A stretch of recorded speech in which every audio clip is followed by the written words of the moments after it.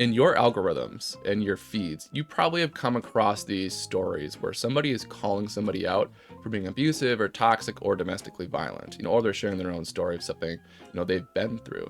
And I get these cases all the time in my feeds. And it's probably because I have a PhD, in relationships abuse, parenting, that area of research. And then I've been working in this area for 10 years. And I catch myself all the time kind of making commentary on like, oh, this is a really rare one, or this one's pretty common, or this one's a true wild card. And I decided a couple months ago to make a YouTube channel to kind of share with everybody kind of my perspective and education and some of the things that I've learned and developed as professional working in this field. And I decided today to pick out a few different situations of these different stories that are a little more nuanced and have some more layers to them, and then offer up some sort of educational commentary on these different cases. So none of this is professional advice or therapeutic advice, anything like that. But I did want to offer up some commentary so you can glean a thing or two for your own relationships and your own, friends and family in your, social networks in your circles from these different, stories here. So let's get right into it. I'm just trying to go to work, live on my life. Glitter? No, I haven't cleaned this glitter. I'm gonna make sure she gets that fucking shit glitter gone. everywhere. But yeah, I started Classic. smelling some. This crazy bitch opened up a can of tuna and put it under my fucking seat. Oh, What a gross. fucking psycho. And by the way, all this is because I left her on red for 3 days. Oh, yeah. So, yeah, kind of petty revenge story here. Guy wakes up, hopefully it was just a day in the summer, I'm guessing, and then bam, he gets wafted by some tuna right in the old nostrils, and he gets glitter everywhere. Truck looking a little too fabulous for him. So this isn't uncommon at all. You have this sort of petty revenge story where there's a power dynamic in a relationship. Something shifts. In this case, it sounds like he left her on red, wasn't responding to her messages. She didn't like that, so she snuck over, had somebody, who knows, go and vandalize his truck, basically, glitter on the tuna. At least she didn't like, key the car or the truck, because that would have been a different can of worms legally. But anyway, so it's a power reversal, in other words. So he had sort of that kind of dominance in their dynamic, and then she didn't like that. So she went over and, did this as get the last laugh, if you will. And I'm guessing there's some layers here. So that you have the glitter. So yeah, I'm guessing she's looking to humiliate him, that big pickup truck kind of masculine deal, and put glitter everywhere. Or it's just really hard to clean up. And then the tuna fish. So when these sort of things happen, there's sometimes some like meaning behind how they vandalize somebody. Like, when you think about somebody who's like cheating, they might like spray paint cheater or like write something like that to like call them out, like a scarlet letter situation, to shame them or humiliate them. So I'm guessing that there's some layers or meaning behind the tuna and the glitter, but who knows. So yeah, good morning, buddy. That sucks. I don't want to. Look. Give me your phone. Give me your phone. Now. Give me your fucking phone now. Okay, yeah, there are two things for this one I want to call out. The first is the phone, the second is the friend being there. So for the phone, first of all, I don't know, 7 to 8 times out of 10, the phone is a character in the story. And what I mean by that is typically there's a relationship, something's not going right. In this case, I'm going to guesstimate it's probably infidelity or cheating, in that, the girlfriend here and the boyfriend, and then the friend and the orange bandana here. The girlfriend probably suspects boyfriend's cheating. Maybe he's been like gaslighting her, telling her, oh, I'm not cheating on you, you're crazy, you're imagining things. And she finally wants evidence or proof. And the phone is sort of that physical object where she can help bring things to reality. You get proof, in other words. So again, it happens all the time in these abusive situations. And then the second thing here for this one is kind of unique, a little more uncommon, is you have the third party friend here who, I don't know if the girlfriend like said, hey, I want to confront my boyfriend about his cheating, we'll guesstimate. Can you be there for this situation? The friend might be like, oh, sure. But based on like her recording herself secretly, I'm guessing she got like kind of thrown into this, or it just happened sort of organically, maybe. And we all act differently when there's other people in the room versus like we're just there with our intimate partner.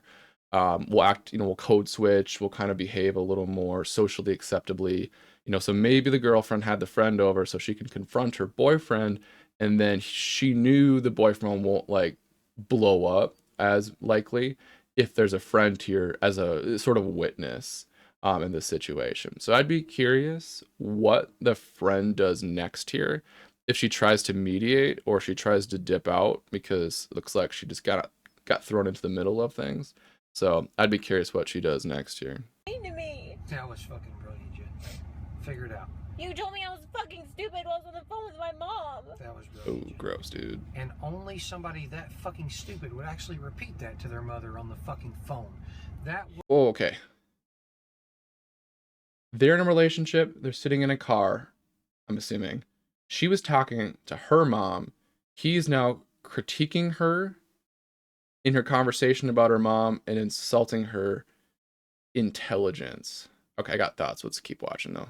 was Do you think fucking that you brilliant. should treat me the way that you do and that no one should know about That's it? fucking That you brilliant. should isolate Well, let me? me tell Well, you that's what you ought to strange do. If you're not language. doing anything wrong, Jen? then You have 5 fucking seconds before I absolutely fucking explode. It's your choice. Get out of the goddamn truck now. Okay, so he just all but threatened her. why do you do this? Power struggle. That silence there, that's a Why are you ultimatum, doing- Get basically. out of the truck. He's testing Why her. do you do this? Get Okay, out. okay. So what I suspect, I can't tell if he's pushing her there.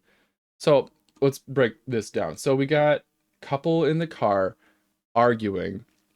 He's critiquing her and telling her she shouldn't have communicated a certain way. So what I'm thinking here is they're early in their relationship, probably didn't date very long, then got married, so early in their marriage, or they're earlier in their dating relationship, and they haven't had time to cross-pollinate their sort of family communication styles. So I'm guessing he is projecting his family's communication style onto her and her family, and they are talking different ways than his family talks.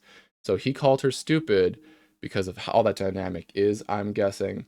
And I would suspect that I think he's testing her in her, it's called the power and alliance testing. In other words, he's trying to test the amount of influence that he has on her and how she talks and how she behaves, what she does versus her family's.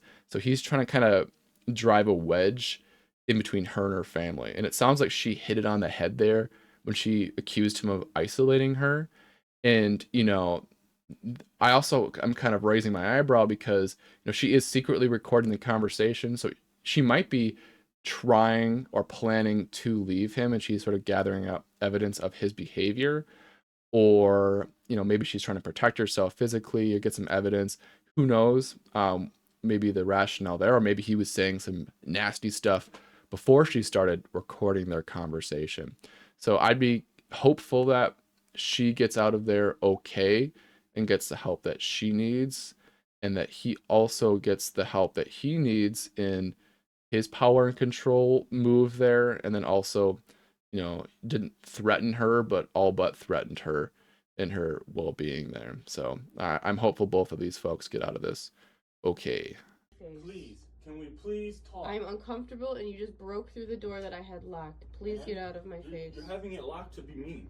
I having it locked to get away from you. Please get out of my Forever? face. So you really want to end it? Please get You really out wanna- of yeah. my face. Okay, so my read of this is arguing, breaking up. She was breaking up with him probably, and she walked away because he was escalating emotionally, maybe physically, probably. And then so he busts the door down, it sounds like, while she's on the toilet in the middle of this sort of breakup or fight. Yeah, this is a really unsafe position for somebody to be in. She's cornered, literally, it looks like, in the bathroom. There is nothing you Get can say. out of my face. I'm asking you nicely to I leave. should care why? Okay. Yeah. Please leave. I'm asking you nicely. I locked the door and you just broke Nicely. it down. Will you Call the please cops. leave? Call the cops. Call the I cops. can't, I brought a knife, I too. can't call I the brought a knife. cops. Come on, you I can't. can't first call the time. cops Here, because it's your I'll- place of employment. I'll do this. Can you It please worked. leave? Employment. Can you please Say you feel leave? threatened. Say you feel Can Actually you misspoke. please leave? No. Leave. Okay, that was the doorknob. So, yeah, he just put down the doorknob, I bet you, on the sink or whatever. So, again, she's in that vulnerable position. He's trying to get her to explain why she's breaking up with him. And he's he threatened the police or to let her call the police. So that's not the first time that's telling me this has happened. My area. This ain't your area. This is my area, my space. You're fucking gonna hold the He's bathroom somewhere up. else. You're gonna hold the bathroom He's up. somewhere else. Leave, dude. I came in here to be respectful. Go. You just broke through the door. How is that respectful? Okay, let's stop here. Okay, so they're arguing, they're fighting. He busts the door down or the doorknob out because he wants to understand why she's breaking up with him. So, best case, he has kind of some attachment issues where he's fearing abandonment. In other words, he maybe as a kid, his parents got divorced or was abandoned at another relationship, and he's scared that she is going to abandon him. So he's having this kind of fear of change, basically. Long story short, all hit him at once. And then, worst case, and probably what it is based off of the behavior we see, is that he has a degree of entitlement to her space, her body, her attention, her communication. So he feels entitled that he gets to control the narrative of what's happening. In this case, their breakup, it looks like. So that's not looking good. And I see the toilet, the potty training toilet. So that tells me, unfortunately, they probably have a kid, and that kid's probably potty training. So maybe 3 or so, 2 or 3 or 4 years old, which is really probably older because of the urinal behind his leg, potty training urinal. I think that's not a good situation. If this child is in the next room hearing kind of what's going on in this conversation, probably woke up from the door being broken or the doorknob being broken.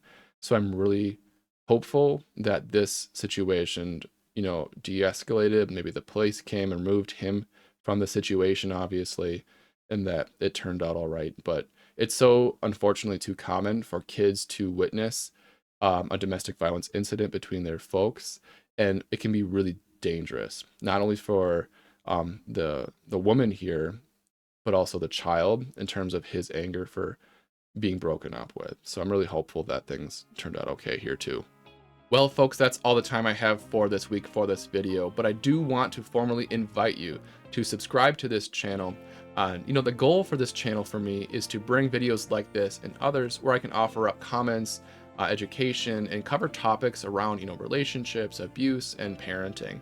And I formally invite you to kind of join me on this journey as I sort it out. So that's all for now. Thanks, folks. Toodles.